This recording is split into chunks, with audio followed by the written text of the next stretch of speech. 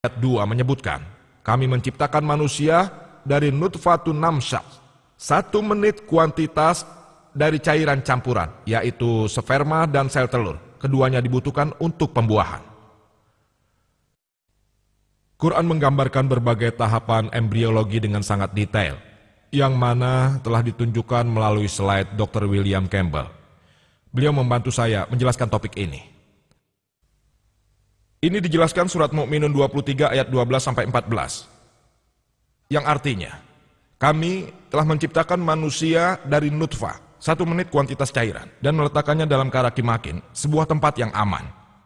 Lalu, kami mengubahnya menjadi alaqah, lintas seperti substansi, sesuatu yang lengket, gumpalan darah beku. Lalu mengubah alaqah itu menjadi mudghah, kunyahan seperti gumpalan. Kemudian, kami mengubah mudghah menjadi izama, tulang. Lalu menyelimuti tulang itu dengan leham daging. Dan kami menjadikan makhluk baru, Maha Besar Allah yang merupakan sebaik-baiknya pencipta. 3 ayat Quran ini menjelaskan berbagai tahapan embriologi dengan sangat detail. Pertama, nutfah ditempatkan di tempat yang aman dan diubah menjadi alaqah. Alaqah mempunyai 3 arti. Pertama, sesuatu yang lengket. Dan kita tahu kalau pada tahap awal, embrio menempel pada dinding uterus dan akan terus lengket sampai akhir. Kedua, yaitu lintah, seperti substansi. Seperti yang tadi saya sampaikan, embrio mulanya memang mirip lintah. Selain mirip, embrio juga berperilaku seperti lintah. Ia mendapat suplai darahnya dari ibunya, seperti halnya makhluk penghisap darah. Dan arti yang ketiga, yang tadi telah membuat Dr. William Campbell keberatan, yaitu arti yang benar, gumpalan darah beku. Dan karena itulah Quran memiliki kesalahan ilmiah. Tapi dengan berat hati harus saya katakan bahwa apa yang dikatakan oleh Dr. William Campbell itulah yang salah. Quran tidak salah, dia yang salah. Tapi mungkin saja saya cukup mengerti karena Dr. William Campbell kurang mengerti tentang Quran. Jadi dia yang salah. Karena saat ini, detik ini, setelah kemajuan embriologi, bahkan Dr. Kate Moore mengatakan mulanya embrio selain mirip lintah juga mirip sekali dengan gumpalan darah beku. Karena pada awal pertumbuhannya, yaitu tahap alaqah 3 hingga 4 minggu, darah dibekukan dalam tempat tertutup. Dan Dr. William Campbell mempermudah saya dengan menunjukkan slide-nya. Mungkin sulit untuk Anda menerimanya, tapi memang ini slide yang ditunjukkannya.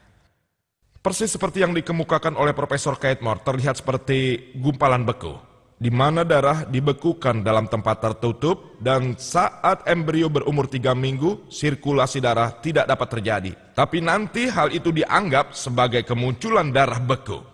Dan jika Anda mengamati ikhtisarnya, yaitu setelah aborsi terjadi, Anda akan melihat seperti gumpalan beku.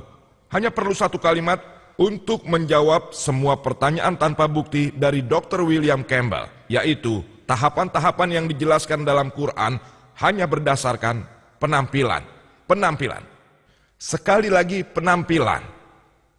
Pertama, yaitu penampilan dari alaqah, yang merupakan lintas seperti substansi juga gumpalan darah beku.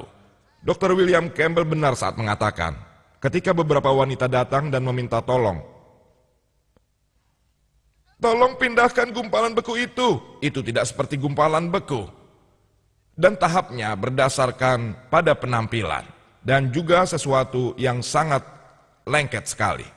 Kemudian Quran mengatakan kami mengubah alaqah menjadi mudghah. Profesor Kate Moore mengambil segel plastik dan menggigit dengan giginya untuk membuat alaqah itu seperti mudghah. Gigi dianggap sebagai somite. Dr. William Campbell mengatakan, saat alaqah menjadi mudghah, sifat lengketnya masih ada. Itu hanya sampai usia 8 bulan. Jadi, Quran salah. Saya telah katakan pada Anda tadi, Quran menggambarkan penampilannya saja. Bentuk mirip lintah dan mirip gumpalan beku diubah menjadi kunyahan seperti penampilannya. Dan terus lengket sampai akhir. Tidak ada masalah. Tahapannya dibagi atas dasar penampilan, tidak hanya fungsinya. Lalu Quran berkata, kami mengubah mudghah menjadi izama dan menyelimutinya dengan daging. Dr. William Campbell mengatakan, dan saya sangat setuju dengannya, bahwa pendahuluan dari otot dan tulang rawan, yaitu tulang-tulang. Mereka terbentuk bersama. Saya setuju dengan hal ini. Saat ini kita mengetahui kalau pada awal pembentukannya, otot dan tulang terbentuk bersama antara hari ke-25 dan ke-40, yang disebut Quran dengan tahapan mudghah. Namun mereka belum berkembang. Nanti, di akhir minggu ke-7, embrio mulai terlihat seperti manusia. Lalu tulang-tulangnya pun terbentuk. Menurut embriologi modern, tulang terbentuk setelah hari ke-42 dan memberi bentuk pada kerangka. Bahkan pada tahap ini saat tulang terbentuk, otot belum terbentuk. Nanti, setelah minggu ke-7 dan awal minggu ke-8, otot baru terbentuk. Jadi Quran sangat sempurna menggambarkan pertama alaqah, kemudian mudghah, lalu izama. Setelah itu diselimuti daging. Dan ketika mereka terbentuk, penggambarannya sempurna. Profesor Keith Moore mengatakan bahwa tahapan-tahapan yang dijelaskan dalam embriologi modern, tahap 1, 2, 3, 4, dan 5 sangat membingungkan. Sedangkan penjelasan tahapan embriologi dalam Quran atas dasar penampilan dan bentuk sangat lebih baik. Alhamdulillah. Lalu dia berkata, begini katanya, saya tidak akan keberatan mengakui Nabi Muhammad utusan Tuhan dan Quran Agung ini pastilah wahyu dari Tuhan yang maha besar. Disebutkan dalam surat An-Nisa, ke-4 ayat 56, yang menyampaikan tentang rasa sakit. Sebelumnya para dokter berpikir kalau hanya otaklah yang dapat merasakan sakit. Tapi saat ini kita tahu bahwa selain otak ada reseptor di kulit yang juga dapat merasakan sakit, yang kita namakan perasa sakit. Quran menyebutkan dalam surat Nisa 4 ayat 56, bagi mereka yang menolak tanda-tanda kami akan melemparkan mereka ke api neraka dan sesering kulit mereka terbakar. Kami akan memberi mereka kulit baru yang akan merasakan sakit lagi. Ini menunjukkan bahwa ada sesuatu di kulit yang bertanggung jawab atas rasa sakit. Profesor Tagada Sahun, Ketua Jurusan Anatomi, Universitas Chiang Mai di Thailand. Hanya karena satu ayat ini, dia mengucapkan syahadat. Di konferensi kesehatan ke-8 di Riyadh, dia berkata, La ilaha illallah Muhammadur Rasulullah. Tak ada Tuhan selain Allah dan Nabi Muhammad SAW utusan Allah. Saya tadi mengawali pembicaraan saya dengan mengutip ayat dari Al-Quran yang mulia dari surat Fussilat 41 ayat 53. Sanurihim ayatina fil afaqih wa fi anfusihim hatta yatabayyana lahum annahul haq. Afalam yahti bi rabbika anna wala kulli shay'in shahid. Kami akan menunjukkan pada mereka tanda kami paling jauh di ujung jauh horizon dan ke jiwa mereka sampai jelas bahwa inilah sebenarnya.